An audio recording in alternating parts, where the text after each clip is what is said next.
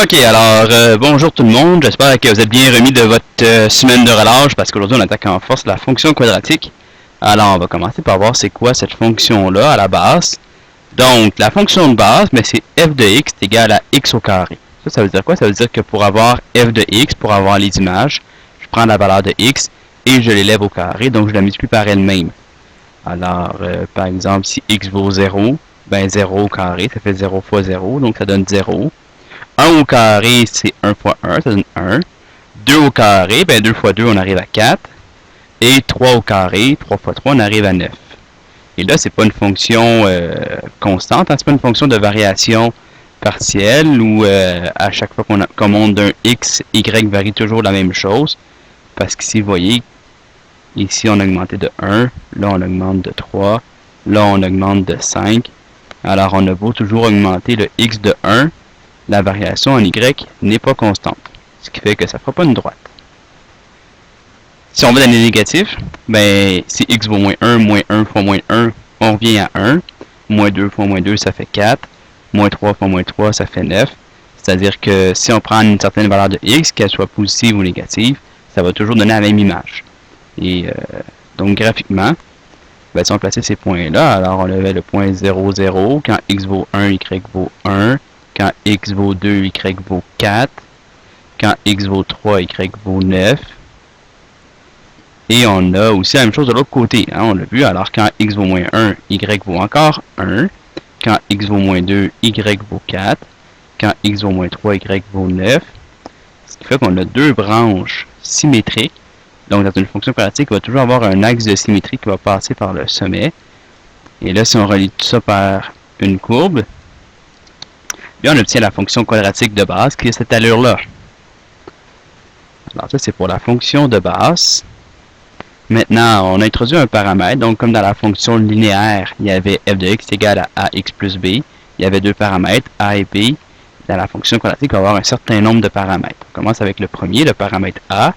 Et le paramètre a, ce qu'il fait, alors absolument avoir f de x égale à ax au carré. Mais ce qui est caché là-dedans, c'est que le paramètre a vient multiplier x au carré. Donc, on va prendre ce qu'on avait tantôt dans la fonction de base, les valeurs les carrés de x, et on va multiplier ces carrés-là par la valeur de a. Donc, par exemple, si on avait, donc j'ai remis la fonction de base qu'on a calculée tantôt. Maintenant, si on a 2x au carré, ce qu'on fait, c'est qu'on prend la valeur de x au carré. Donc, si x vaut moins 2, x au carré valait 4, et on va doubler cette image-là. Ce qui fait qu'on va arriver à 8. Donc, quand x vaut moins 2, là, g de x, qui est 2 fois x au carré, il va valoir 8. Si x vaut moins 1, ben 2 fois moins 1 au carré, ça va faire 2. Moins 1 au carré, ça faisait 1, fois 2, ça fait 2. Si x vaut 2, ben 0 au carré, ça fait 0, fois 2, ça reste 0. Et on a la même chose de l'autre côté de l'axe des y. Et là, quand x vaut 3, ben 3 carré, ça fait 9. Et 2 fois 9, ça fait 18. Alors, si on va représenter ça, donc, graphiquement, ce qui va arriver, c'est que toutes les images, ici, toutes les valeurs d'y vont avoir doublé. Parce qu'ici, on a 2 fois la valeur de x au carré. Alors, graphiquement, on a ça ici. Donc, on a la fonction de base ici. Et si on augmente la valeur de a, ben, on voit que la courbe se contracte. C'est-à-dire que les deux branches se rapprochent de l'axe des y. Et effectivement, on voit ici, par exemple, quand x valait 1, la y valait 1, et là, maintenant, elle vaut 2. Donc, l'image est 2 fois plus grande. Quand x valait 2, dans la fonction de base, y valait 4. 2 au carré, ça faisait 4. Sauf que là, donc dans la fonction de base, on était à 4. Et là, ben, comme on a 2 fois ça, on ne sera plus à 4, mais on va être 2 fois plus haut. Alors, toutes les images ont été doublées, ce qui fait en sorte que la parabole se contracte. Et si on augmente de plus en plus la valeur de a, ben la parabole va se rapprocher de plus en plus de l'axe des y, comme ça ici. À l'inverse, quand le paramètre a diminue, eh bien la parabole s'ouvre, comme ça ici.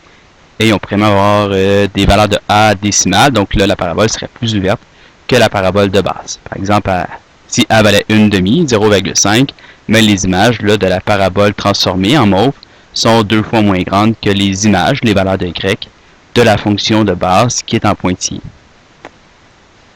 On garde toujours le a est égal à 1/2, mais là, moins 1/2. Donc, si le paramètre a est négatif, qu'est-ce qui va arriver? Ben, on va prendre les mêmes valeurs. On va toujours prendre, en fait, x au carré, mais là, on va multiplier par moins 1/2. Comme on multiplie par un nombre négatif, les images vont être négatives. Ce qui fait qu'en sorte que ça va faire ici, quand x valait moins 2, x au carré valait 4, le 4 va être multiplié par moins 1/2. Donc, on va avoir moins 1/2 fois 4. Et ça va faire moins 2. Quand x vaut moins 1, ben moins 1 au carré, ça faisait 1. Mais là, multiplié par moins 1/2, ça fait moins 1/2 fois 1. Donc, moins 1/2. Et ça va faire 0. On voit la même chose du côté quand les x sont positifs. Puis la même chose quand x vaut 3. Ben 3 au carré, ça faisait 9. Et là, 9 va être multiplié par moins 9/2, ce qui va faire moins 4,5. Et là, ici, les images ont été multipliées par moins 1/2. Donc les images vont être 2 fois moins élevées, mais en plus elles vont être négatives. Ce qui va faire en sorte que la parabole, quand le a est négatif, la parabole va être orientée vers le bas. Comme ça ici, donc les images vont être négatives, alors la parabole va être courbée vers le bas. Pour vous donner une idée, pour vous donner un petit truc, a est positif, donc quand la vie est positive, on est heureux, donc la parabole est orientée vers le haut. Donc, on est orienté vers le haut. Et quand le a est négatif, ben c'est négatif, donc on est triste. Alors, la parabole est orientée vers le bas. Et voilà. Donc, la fonction de base, on élève les valeurs de x au carré, ce qui fait en sorte qu'on crée une parabole. Et la valeur du paramètre a va faire en sorte que la fonction va se contracter ou s'ouvrir. Et si le a est négatif, la fonction est orientée vers le bas. Alors voilà.